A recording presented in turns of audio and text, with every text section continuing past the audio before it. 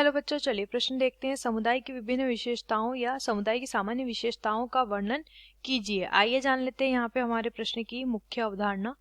मुख्य अवधारणा, हमारे प्रश्न की मुख्य अवधारणा यहाँ पर संबंधित है, हमें बताना है समुदाय के विषय में प्रश्न दिया है। पहले समझेंगे समुदाय क्या होता है। देखिए समुदाय क्या होता है, किसी निश्चित भौगोलिक क्षेत्र में किसी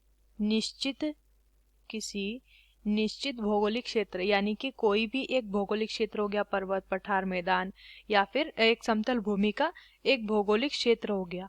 उस क्षेत्र में निवास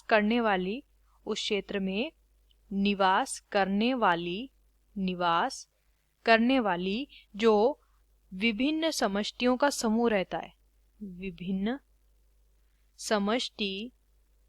विभिन्न समष्टियों का जो समूह होता है, इस समूह को ही एक जैविक समुदाय कहा जाता है।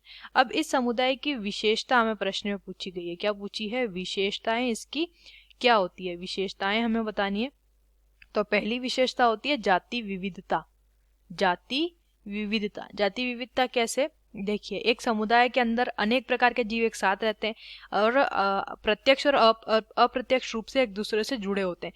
और इस प्रकार से विविधता जो है, यह जो समुदाय की जो आकृति आकार होता है उसके लिए आवश्यक होती है। दूसरा होता है आत्मनिर्भरता। दूसरी विशेषता होती है आत्मनिर्भरता कैसे? जैसे कि कुछ जीव समुदाय में स्वपोषी होते हैं और कुछ परपोषी होते हैं। तो कुछ जो स्वपोषी होते हैं वो कैसे आत्मनिर्भरता का गुण दर्शाते हैं।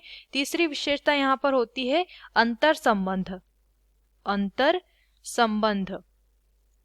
संबंध गुण ये दर्शाता है कि जो जीव होते हैं वो एक दूसरे से घनिष्ठता पूर्वक जुड़े होते हैं, चाहे भोजन के लिए, चाहे आवास के लिए, चाहे किसी और अपने किसी और कार्य के लिए। चौथी यहाँ पे विशेषता होती है जाति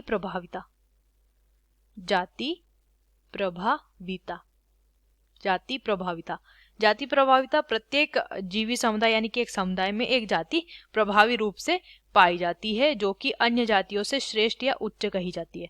तो ये होती है इसकी विशेषताएं। आशा करते हैं आपको इस प्रश्न का उत्तर समझ आया होगा। धन्यवाद।